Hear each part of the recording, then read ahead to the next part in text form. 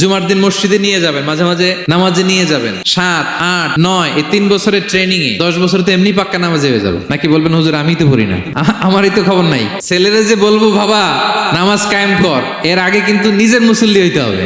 নামাজের ব্যাপারে no consideration, কোনো ছাড় নাই। সালাত আপনাকে পড়তেই হবে যে কোনো পরিস্থিতিতে। এজন্য 7 বছর বয়স থেকে বিশ্বনবী ওয়ার্নিং দিতে বলেছেন। 10 বছর বয়স হলে প্রয়োজনে রূঢ় আচরণ করো, শাসন করো, প্রয়োজনে মৃদু প্রহার করো।